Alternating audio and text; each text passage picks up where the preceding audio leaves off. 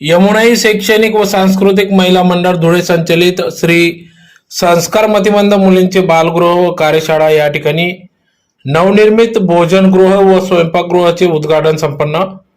याबाबत वृत्त असे की धुळे शहरातील राजीनगर महिंद्रा हॉटेल समोर मनसाराम नगर शेजारी साक्री रोड धुळे या ठिकाणी असलेल्या श्री संस्कार मतिमंद धुळे मुलींचे बालगृह व कार्यशाळा या ठिकाणी आज नवनिर्मित भोजनगृह व स्वयंपाकगृहाचे उद्घाटन करण्यात आले. सदर उद्घाटन आमदार तथा महाराष्ट्र राज्य संस्थापक अध्यक्ष तर्पण फाउंडेशनचे श्रीकांतजी भारतीय, संस्थापक सोहनाथ फाउंडेशनचे सौ श्रेयाजी श्रीकांत भारतीय यांच्या शुभ हस्ते सदर उद्घाटन करण्यात आले. तर श्री स्वामी समर्थ तैलचित्र अनावरण तर्पण फाउंडेशनचे संचालक अजितजी चव्हाण, तर या कार्यक्रमाचे अध्यक्ष म्हणून खासदार डॉक्टर सुभाष भामरे हे होते. तर प्रमुख पाहुणे म्हणून जळगाव उद्योजक देवचंदजी छोरिया, समाजसेवक गोविंदजी अग्रवाल, महापौर प्रदीप करपे, झेडपी अध्यक्ष अश्विनीताई पाटील, माजी आमदार तथा जिल्हा बँक अध्यक्ष राजवर्धन कदमबांडे, माजी महापौर चंद्रकांत सोनार, भाजपा महानगर अध्यक्ष अनुपजी अग्रवाल, कृषी सभापती हर्षवर्धन दैते, नगरसेवक हिरामनप्पा गौडी, ज्येष्ठ नेते भाजपा संजय शर्मा, जिल्हा महिला व बाल कल्याण अधिकारी धुळे सचिन शिंदे साहेब, समाज कल्याण अधिकारी पीयू पाटील, अध्यक्षा बाल कल्याण समिती सौ ओशाजी साळुंके आदी सर्व मान्यवर पदाधिकाऱ्यांच्या उपस्थितीत सदर या नवनिर्मित भोजनगृह व स्वयंपाकगृहाचे उद्घाटन करण्यात आले. तर यावेळेस या कार्यक्रमाचे आयोजन यमुनाई शैक्षणिक व सांस्कृतिक महिला मंडळ धुळेचे अध्यक्षा सौ मंगलाताई सुनील वाघ, सचिव सौ मनीषा भरत वाघ, संस्था मार्गदर्शक सुनील भालचंद्र वाघ, संस्था संचालक तर्पण फाउंडेशन भरत वाघ आदी सर्व मान्यवर पदाधिकाऱ्यांनी या कार्यक्रमाचे आयोजन केले. तर यावेळेस मोठ्या संख्येने इतर सामाजिक क्षेत्रातील मान्यवर पदाधिकारी या ठिकाणी उपस्थित होते. तर यमुनाई शैक्षणिक व सांस्कृतिक महिला मंडळ धुळेच्या वतीने अनेक समाजहित उपक्रम राबविण्यात येत असून अतिशय उत्कृष्ट चांगल्या दर्जाची इमारत, त्याचबरोबर या ठिकाणी सर्व अनाथ मुलींचं राहण्याची व्यवस्था, त्यांची देखभाल अतिशय उत्तम प्रकारे केली जात असल्याने या ठिकाणी आमदार तथा तर्पण फाउंडेशनचे संस्थापक अध्यक्ष श्रीकांतजी भारतीय यांनी सुनील वाघ व भरत वाघ यांची स्तुती केली. तर अशाच प्रकारे संपूर्ण महाराष्ट्रभरात आपण केंद्र स्थापन करावेत व अशा प्रकारे या मतिमंद मुलांचे संस्कार घडवावेत असे देखील यावेळेस आमदार श्रीकांतजी भारतीय यांनी आपली प्रतिक्रिया व्यक्त केली. तर सुनील वाघ, भरत वाघ या दोन्ही भावांनी अतिशय उत्तम प्रकारे काम चालवले असून त्यांची स्तुती केली तितकीच कमी असल्याचे देखील यावेळेस सांगितले. तर तर्पण फाउंडेशनच्या माध्यमातून आपल्याला ज्या कोणत्या उणीव भासत असतील त्या देखील पूर्ण करण्यात येतील असा देखील विश्वास या ठिकाणी व्यक्त केला. तर सुनील वाघ यांनी संस्थेला येणाऱ्या अडीअडचणी संदर्भात देखील या ठिकाणी शासनाकडे आपण प्रलंबित असलेले प्रश्न निकाली काढावेत अशी देखील मागणी केली. सुरू केली त्यावेळेस भरत आणि मी आम्ही स्वप्नातही पाहिलं नव्हतं की या स्तरापर्यंत आम्ही पोचू. व्यासपीठावर आणि खाली अनेक अशी मंडळी बसलेली की त्यांनी खरं तर व्यासपीठ शोभावंत केलं पाहिजे होतं, कारण मर्यादा असल्यामुळे ती मंडळी या ठिकाणी खाली आहे. यांनी या संस्थेच्या वाढीसाठी अथक परिश्रम आणि सहकार्य आम्हाला दोघा बंधूंना जीवाबाळ प्रेम करून दिलेलं आहे.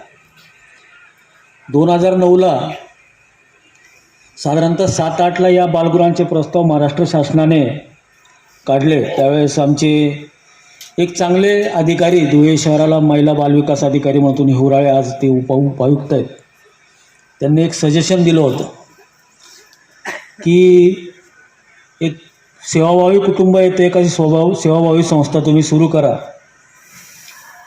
आणि बाल संगोपन योजनेच्या माध्यमातून महाराष्ट्र शासनाची बाल संगोपन योजना होती. विधवा महिला, अनाथ मुलं किंवा कैद्यांची मुलं किंवा HIV ग्रस्त दुर्धर आजाराची ग्रस्तांच्या मुलांसाठी, या मुलांसाठी बालसंगोपन योजनेचं काम तुम्ही सुरू केला. त्यांच्या माध्यमातून त्यावेळेस 450 रुपये महाराष्ट्र शासनाकडून त्यांच्या घरापर्यंत आपल्या संस्थेच्या माध्यमातून पोहोचले. त्यावेळेस आम्ही दोघं भाऊ आणि परिवार गल्लोगल्ली स्लम वस्तीमध्ये, जी गरीब वस्तीमध्ये की ज्या ठिकाणी खरंच गरज आहे, अशा महिलांचा सर्वे करून दरवर्षी 2007 पासून तर आजपर्यंत 100 महिलांना, आज 1100 रुपये महिना मिळतो, त्यावेळेस 450 रुपये मिळणार. त्या बालसंगोपनचं काम 2007ला सुरू केलं आणि 2009ला हा बालगृहाचा प्रस्ताव टाकला.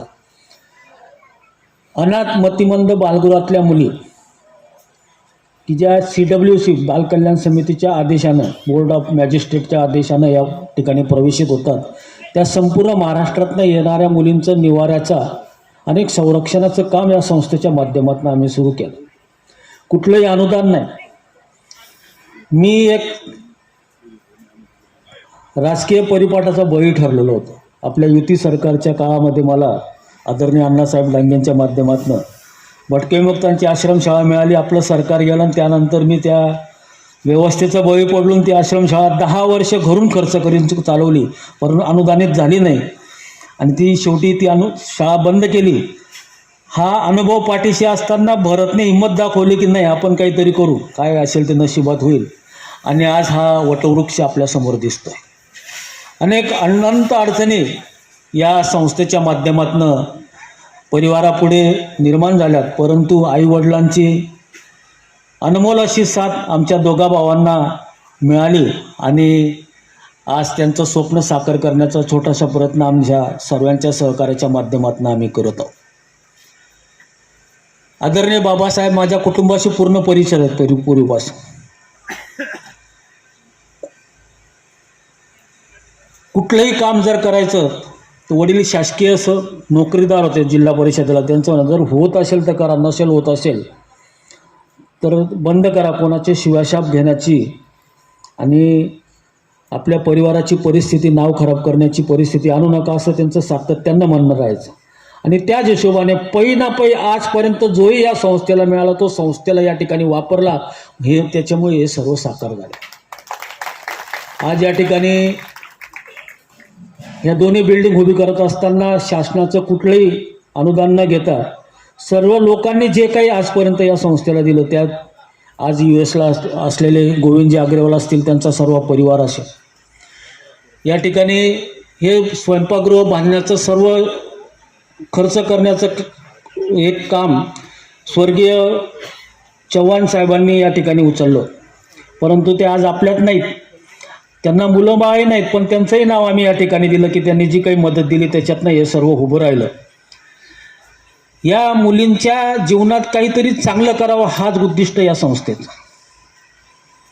या मुली निराधार अनाथ तर आहेतच, पण त्यातल्या त्यात परमेश्वराच्या याच्याने त्यांना काही मतिमंदत्व गतिमंदत्व दिलेलं आहे. आपण परिस्थिती पाहिली, काही मुली बेड रिडन आहेत. या मुलींची अत्यंत चांगल्या पद्धतीची सेवा कशी होईल या दृष्टीने सातत्यानं संस्था चालक आणि सर्व कर्मचारी त्या ठिकाणी प्रयत्न करत असतात. या मुलींना फक्त निवाराची व्यवस्था नाही तर शिक्षण, त्यांच्यातले कलागुण ओळखून त्या पद्धतीने त्यांना प्रशिक्षण, त्यांना काही आजार असतील तर त्या पद्धतीने त्यांच्या वैद्यकीय उपचाराची व्यवस्था संस्थेच्या माध्यमातून अत्यंत डोळ्यात तेल घालून केली जाते. आमची इच्छा या मुली काही ज्या चांगल्या आहेत त्या मुली कायम या ठिकाणी राहू नयेत, त्यांना कुटुंब मिळावं. त्या दृष्टिकोनातून आम्ही प्रयत्न केला. एका मुलीचंही लग्न केलं. आताही 4 ते 5 मुले या पद्धतीने सर्व शिक्षक स्टाफ आणि सर्व कर्मचारी केअरटेकर त्या पद्धतीने घडवत आहेत की यांना कुठंतरी कुटुंबात पुनर्वसन करण्याच्या दृष्टिकोनातनं काही प्रयत्न करता येतील त्या पद्धतीने घडवण्याचा प्रयत्न. शेवटच्या श्वासापर्यंत सांभाळण्याची जबाबदारी या संस्थेची असल्याने त्यांना जे जे काही चांगलं देता येईल, जे जे काही चांगलं त्यांच्या आयुष्यात निर्माण करता येईल ते करण्याचं काम संस्थेच्या माध्यमातून आम्ही करत आहोत. यात शासकीय स्तरावर काही अडचणी आहेत. मी एक महत्त्वाची अडचण आपल्यासमोर, मी पाडा वाचणार नाही, संस्थेची अडचण नाही, पण महाराष्ट्रातल्या सर्व अनाथांसाठी तुम्ही जे काम उभं केलेलं आहे त्याला तोड नाही. या ठिकाणी बऱ्याच मंडळींना लक्षात नाही की काही लोकांनी आश्चर्य व्यक्त केलं की सुनील वाघ, भरत वाघांचा भरतजींशी कसा काय संबंध आला, काहींना आश्चर्य सगळं. पण हे अनाथांचं काम भरतच्या माध्यमातून तुमच्यापर्यंत आम्ही येण्याचा प्रयत्न केला.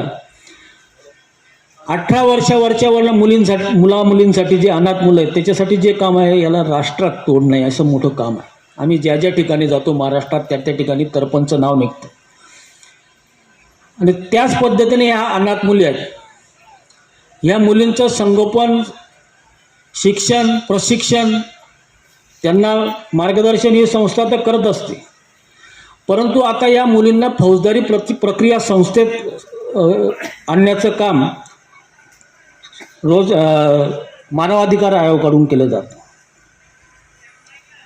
ज्या पद्धतीने जेलमध्ये आरोपी आहेत, ज्या पद्धतीमध्ये पोलिसांनी ताब्यात घेतलेले संशयित आरोपी आहेत, त्या एखाद्या मुलांचा जर मृत्यू झाला तर त्यांना फौजदारी प्रक्रिया याच्याप्रमाणे त्यांच्यावर गुन्हा दाखल होतो आणि त्या पद्धतीने पुढची प्रक्रिया मॅजिस्ट्रेट चौकशी वगैरे केली जाते. त्या प्रकारात आता त्या मुलींना मोडण्याचा प्रयत्न काही पद्धतीने चालला आहे आणि तो अत्यंत घातक आहे. संपूर्ण महाराष्ट्रातले बालगृह त्या अडचणीला सामोरे जात आहेत. या ठिकाणी एखादी मुलगी जर निष्काळजीपणाने म्हणा किंवा छळवणुकीने जर एखादी मुलगी डेड झाली तर त्याचे परिणाम निश्चित संस्था भोगेलच, पण सातत्याने आजाराचा उपचार करून जर मुली त्या ठिकाणी जर मयत होत असतील आणि त्याची मॅजिस्ट्रेट चौकी होत असेल, कर्मचाऱ्यांवर गुन्हे दाखल होत असतील तर हे काम महाराष्ट्रात कोणी करणार नाही अशी परिस्थिती भविष्यात निर्माण होण्याची शक्यता. म्हणून मानवाधिकार आयोगाकडून ही जी काही गोष्ट चालली आहे की या मुलींचा मृत्यू हा फौजदारी प्रक्रिया, हे आरोपी नाहीत, या कुठल्या गुन्ह्यात कस्टडी देत नाहीत. त्यांनी असं म्हटलं आहे की बालकल्याण समिती, मॅजिस्ट्रेट ऑफ बोर्ड हे कोर्ट आहे आणि परंतु या कोर्टाला शिक्षेचा अधिकार नाही, शिक्षा किंवा एखादा गुन्हा सिद्ध करण्याचा अधिकार नाही, हे मॅजिस्ट्रेटच करू शकतो. या दृष्टिकोनात एक सविस्तर मी प्रास्ताविकेमध्ये मांडणार नाही, भरत तुमच्याशी बोलणार आहे, पण माझी विनंती आपल्याला आहे की याच्यात आपण थोडंसं बारकाईने लक्ष घालून हा काही संभाव्य धोका या संस्था चालकांच्या आणि संस्था कर्मचाऱ्यांच्या दृष्टिकोनातून निर्माण झालेला आहे तो अत्यंत महत्त्वाचा. एक दुसरा महत्त्वाचा प्रश्न, मला माहिती आहे भरत लाजेल, बोलणार नाही, म्हणून तोही तुमच्या कानावर टाकतो. या बेड रिडन मुली तुम्ही आता संस्थेत या ठिकाणी पाहिल्या.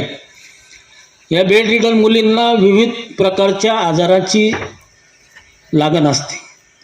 ती मतिमंद आहे, अनाथ आहे, मतिमंद आहे, बेड रिडन आहेत, पण विविध प्रकारचे फिट्सचे आजार आहेत, काहींना दम्यांचे आजार आहेत, यांना सातत्यानं उपचाराची गरज असते. म्हणून महाराष्ट्र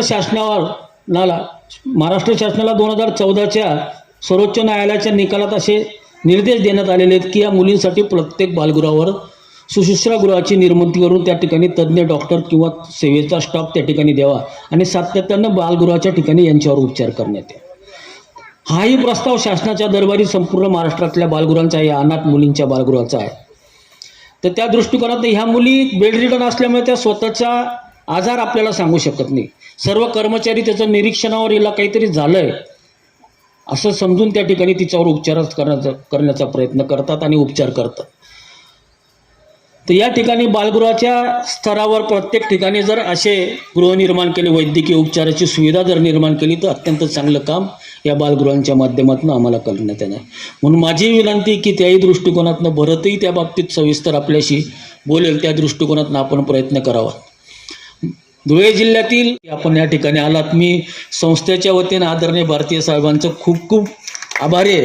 पूर्ण परिवारासह आज आमच्या या परिवाराच्या कार्यक्रमाला, या अनाथ भगिनींच्या कार्यक्रमाचा आनंद द्विगुणित करण्यासाठी आपण आलात, त्याबद्दल मी संस्थेच्या वतीनं या ठिकाणी आपलं मनपूर्वक आभार व्यक्त करतो.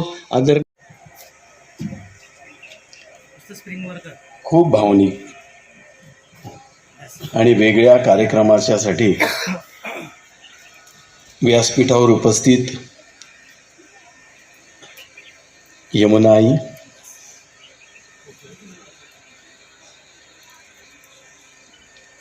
मला जेव्हा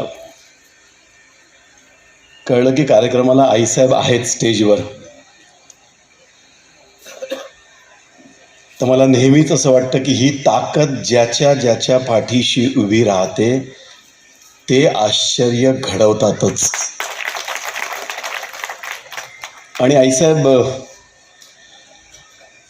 राम लक्ष्मणाची जोडी आहे पाठीशी.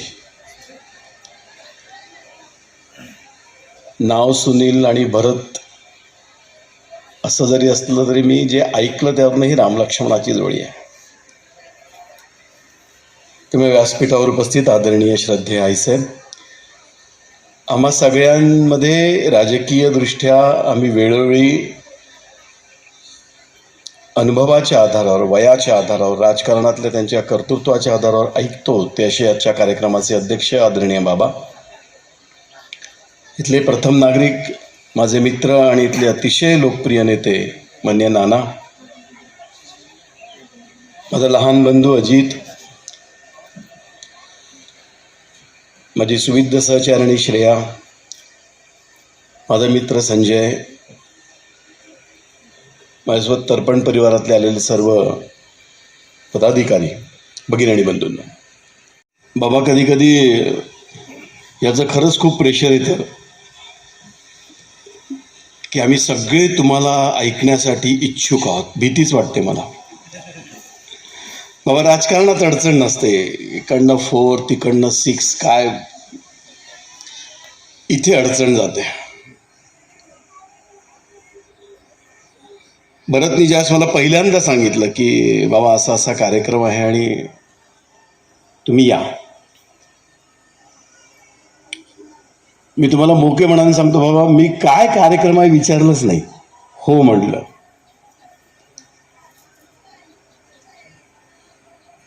त्याला कारण भरत सोबतचं नातं आहे. माझा असा एक कर्तृत्ववान लेख आहे अभय तेली. तो आणि भरत एक दिवस केबिनमध्ये भेटायला आले आणि बाबा आम्ही भरतच्या पहिल्याच भेटीत प्रेमात पडलो आणि आम्ही वारकरी कुटुंबातल्या आहोत. त्यामुळे माणूस आला की आम्ही परफेक्ट धरून टाकतो, सोडतच नाही. त्याच्याकडनं संस्थेची माहिती मिळाली का, संस्थेबद्दल कमिटमेंट, एखाद्या संस्थेबद्दलचं अटॅचमेंट, एखाद्या संस्थेबद्दलचा कनेक्ट हा स्वाभाविकपणे निर्माण होतोच. पण जसं जसं भरतला भेटत गेलो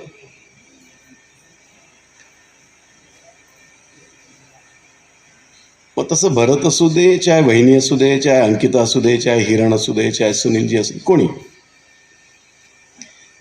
आम्ही बाबा संस्थेचे घटक झालो पण वाघ परिवाराचे पण घटक झालो. तुम्ही भरतनी या म्हणलं, कार्यक्रम मी नंतर विचारला, पहिले हो म्हटलं. भरतचा कार्यक्रम जायचं.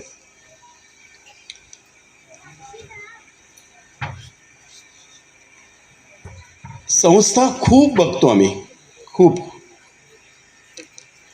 महाराष्ट्राच्या मातीत एक प्रचंड ताकद आहे बाबा, प्रचंड ताकद.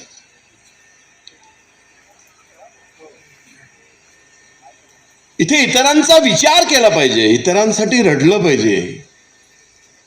संजय जसं म्हणाला, कोणाच्या तरी पायातला काटा काढता आला पाहिजे. अशी असंख्य माणसं आहेत, कमी नाही आहेत. महाराष्ट्राच्या मातीची ताकद आहे ती. वारकरी संप्रदाय या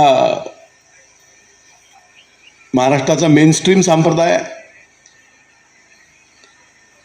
जे का रंजले गांजले त्यासी म्हणे जो आपले, तोची साधू ओळखावा, देवत त्याची ती जाणावा. आपण लहानपणापासून ऐकत आलो, असंख्य लोक करत आलेत. केवळ अशा प्रकारच्या प्रोजेक्टमध्ये नाही तर मग कोणीतरी आत्याचा मुलगा घरी आणून शिकव, आपला पुतणा आहे नाही शिकवू शकत, घरी आणून शिकव. आपल्या रक्ताच्याच नात्यावर प्रेम केलं पाहिजे, ह्याच्या पलीकडे काहीतरी केलं पाहिजे. हा आपला DNA आहे. पण या संस्थेतलं पुढचं वैशिष्ट्य मोठं आहे बाबा. खूप लोक सामाजिक क्षेत्रात काम करतात, पण काम करताना जो भाव आहे, जे फिलिंग आहे, ते मला भरतमध्ये आणि सुनीलजीमध्ये दिसलं. ते वेगळं आहे, ते वेगळं आहे. म्हणजे तुमच्या माझ्या महाराष्ट्रातले ज्यांना आपण स्वातंत्र्यवीर सावरकर म्हणतो, ने मदस्ने परत मातृभूमीला, सागरा प्राण तळमला, जयोस्तुते श्री महन मंगले शिवास्वदे. आपल्याला सावरकरची माहिती आहेत. पण मला बाबा सावरकरांच्या आयुष्यातलं एक वाक्य नेहमी असं वाटतं की प्रत्येक महाराष्ट्रात जन्माला आलेल्या माणसानी एक वेळा तरी मनापासून ऐकलं पाहिजे. 14 वर्षाचा कारावास आणि काळा पाण्याच्या शिक्षेकरता सावरकर गजाच्या आड उभे आहेत. बायको भेटायला आली. जेलर म्हणला 3.5 मिनिटाच्या वर वेळ नाही. त्यांनी सावरकरांना आणून येऊन सांगितलं की बाबा इतकेच वेळ बायको भेटेल. नुकतंच लग्न झालेलं माऊली आहे, जिच्यासोबत आपलं आयुष्य आपल्याला पुढे शक्यता किती आहे माहित नाही पण काढू शकतो. 3-3.5 मिनिटात काय बोलणार.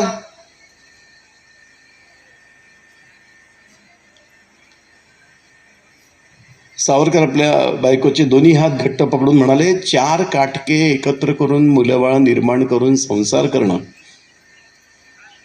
याला जर तू जीवन म्हणत असशील तर असं जीवन कुत्रे, मांजरं, कावळे, चिमण्या सुद्धा जगतात. आपण माणसं आहोत, वेगळं जगलं पाहिजे. हे जे वेगळं जगलं पाहिजे, हे वेगळं जगणं महाराष्ट्रामध्ये नवीन नाही, असंख्य आहेत. पण त्या पाठीमागचा जो भाव आहे, फिलिंग आहे, म्हणजे मी बाबा इतके वेळा भरतला भेटलो आहे, पण मी भरतला कधीच डिस्टर्ब नाही पाहिला. ऑलवेज फ्रेश, प्रत्येक वेळेस नवी ऊर्जा, नवा उत्साह. आमच्या तर्पण परिवारामध्ये मी नेहमी सांगतो की आमचं 60 डिरेक्टर्सचं तर्पण कुटुंब आहे. आम्ही नियम केलाय बाबा, नवऱ्याला एकट्याला परवानगी नाही तर्पण फाउंडेशनमध्ये, बायकोसोबत यावं लागेल. तुम्ही आमच्या तर्पण फाउंडेशनमध्ये 30 डिरेक्टर आहे, म्हणजे 30 कपल डिरेक्टर आहे. 60 जणांची NGO कंपनी आहे.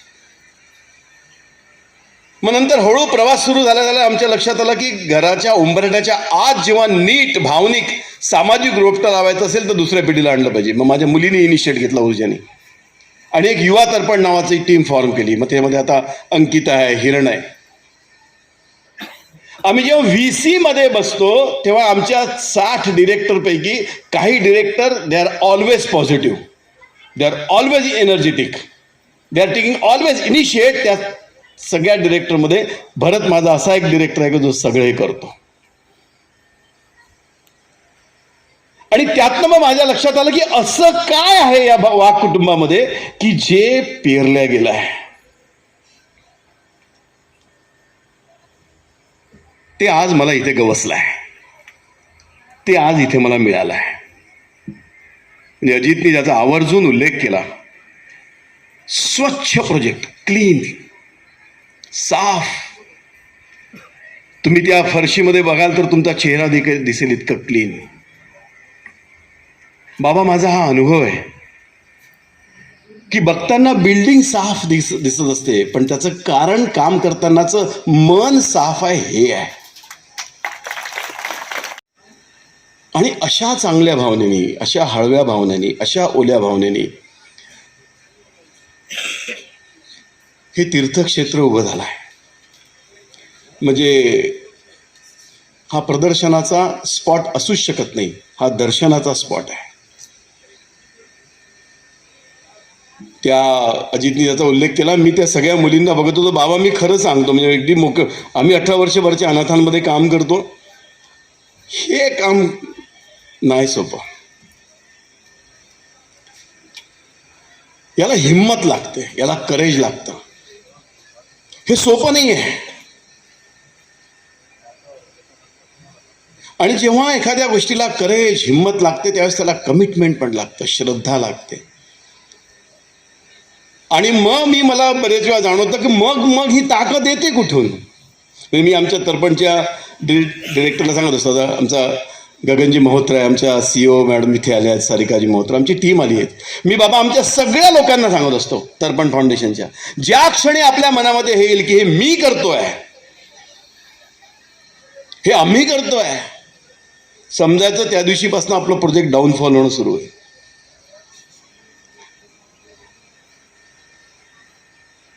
जेव्हा हा भावविश्वाचा आधार आपल्या मनामध्ये येतो की हे मी नाही करत आहे, ईश्वर माझ्या हातून करून घेतोय, तेव्हा हे प्रोजेक्ट लॉंग टर्ममध्ये चालतं. आणि यमुना आईसारखा शाश्वत आशीर्वाद ज्या दोघांच्या पाठीशी उभा आहे, मला पूर्ण खात्री आहे, complete, I am tremendous confident, की हे आज 3-4 बिल्डिंग मधलं असलेलं एखादं छोटंसं प्रकल्पाचं रोपटं.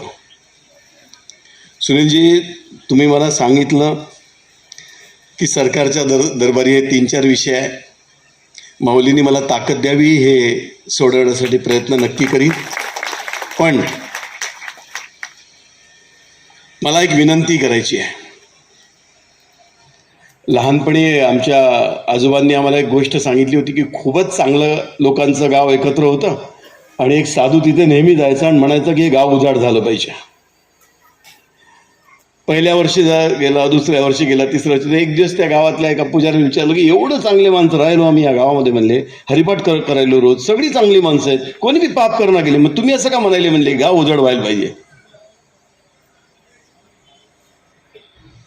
ते म्हणली एवढी चांगली माणसं एकाच गावात ठेवून करायचं काय, हे 50 माणसं जर 50 गावात जायला म्हणले तर गाव सुधारायला. सुनीलजी आणि भरतला माझी विनंती आहे, हे प्रेरणेचं केंद्र आहे, इन्स्पिरेशनचं केंद्र आहे, हे असंच असलं पाहिजे. पण महाराष्ट्रामध्ये असे काही जिल्हे आहेत सुनीलजी आणि भरत, मी माझी भगवंतानी मला जेवढी ताकद दिली आहे ना तेवढी मी लावीन, पण अशी केंद्र अन्य ठिकाणी उभी व्हावी त्यासाठी तुम्ही पहल करा, तुम्ही पाऊल समोर टाका. ही ताकद तुमच्या पाठीशी आहे. आम्ही सुद्धा अशी ताकद, जेवढी आमची ताकद आहे तेवढी तुमच्या पाठीशी उभे करू.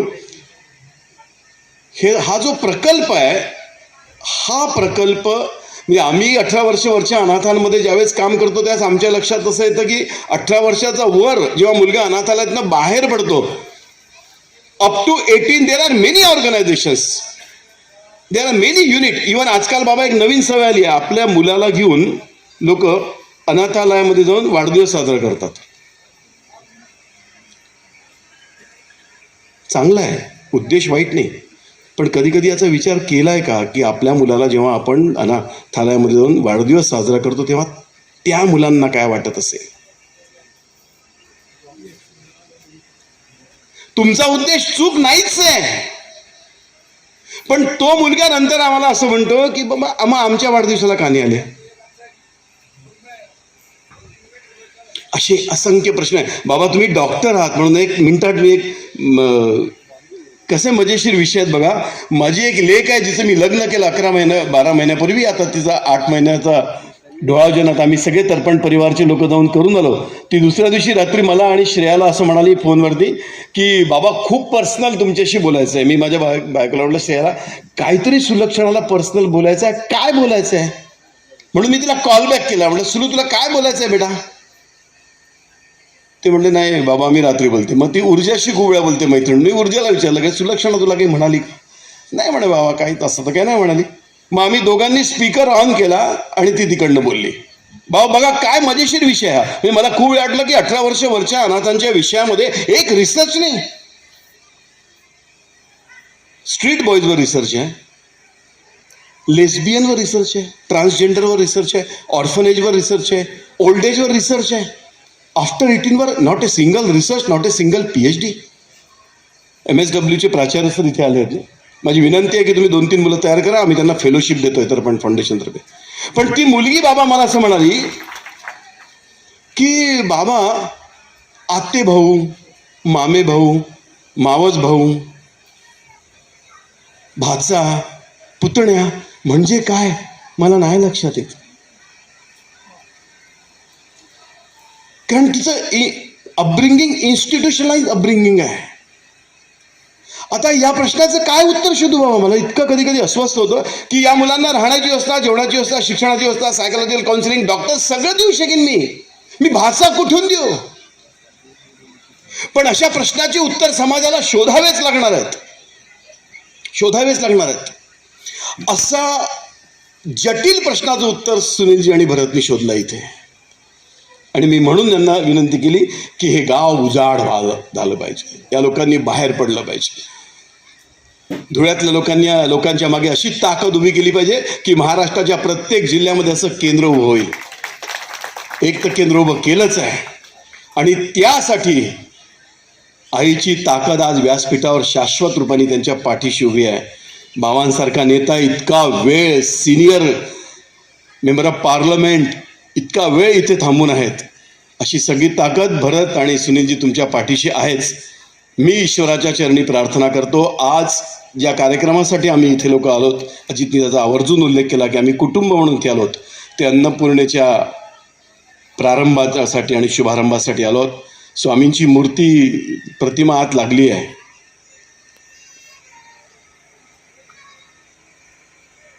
भिवू नकोस, मी तुझ्या पाठीशी आहे म्हटलं आहे. आणि जेव्हा जेव्हा स्वामी हे वाक्य म्हणतात की भिवू नकोस, मी तुझ्या पाठीशी आहे, त्यातला जो मी आहे ना, तो हा इथे बसलेला सगळा आहे. आणि मला पूर्ण खात्री आहे की असा स्वामींनी अधिवृत केलेला मी च्या रूपाने तुम्ही सगळी ताकद, क्षमता, इमोशन्स, भावना सुनीलजी आणि भरतच्या पाठीशी उभे कराल. पुनश्च तुम्हा सगळ्या लोकांना आवाहन करतो मी, भरत तुझा खूप मनापासून आभारी आहे, खरंच खूप मनापासून आभारी आहे की तू इतक्या हळव्या ओल्या कार्यक्रमाचा पार्ट होण्याची संधी मला दिली. पुनश्च धन्यवाद, खूप खूप आभारी आहे.